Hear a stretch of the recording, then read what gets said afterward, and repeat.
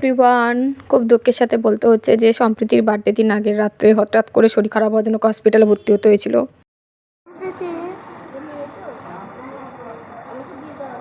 Birthday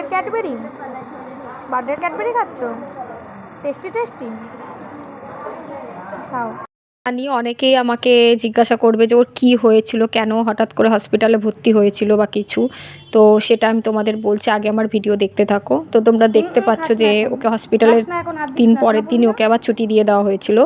তো তখন বাড়িতে আমি এরকম সব আইটেম রান্না করেছিলাম, বার্থডে ঠিক 1-2 দিন পর করেছিলাম। মুড়ি ঘন্ট, ইলিশ মাছের পাতুরি,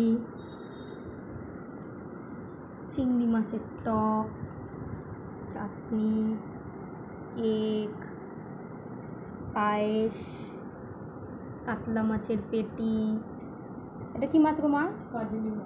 কাজলি মাছ। এটা কি মাছ?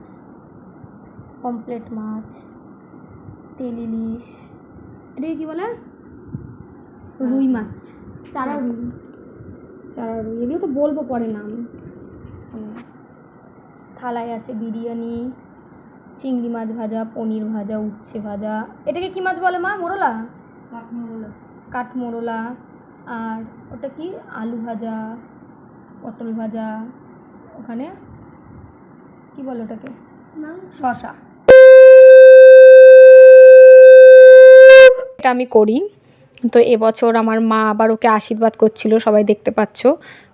অ্যাকচুয়ালি হচ্ছে আমাদের বাঙালিদের মধ্যে এখন এই নিয়মটা আছে অনেকের ঘরেই আশীর্বাদ করাটা। তো আমার মেয়ে যদিও সব কিছু খেতে পারে না, অল্প অল্প করে খেয়েছে, তার মধ্যে শরীরটা যেহেতু ভালো ছিল না খুব একটা, তার মধ্যেও খেয়েছে।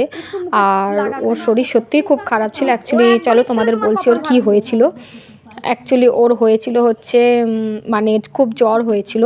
তো হঠাৎ করে জ্বরটা এত এসেছিলো কিছুতেই নামাতে পারছিলাম না। তো হসপিটালে যাওয়াতে তো ওকে মানে রাতের বেলা কোনো তখন আমি ডক্টরও পাইনি, তো হসপিটালে নিয়ে গেছিলাম। তো হসপিটালে যাওয়াতে ওকে ভর্তি নিয়ে নেওয়া হয়েছিল। তো যাই হোক সুস্থ করে পরের দিনই আবার ছেড়ে দেওয়া হয়েছিল।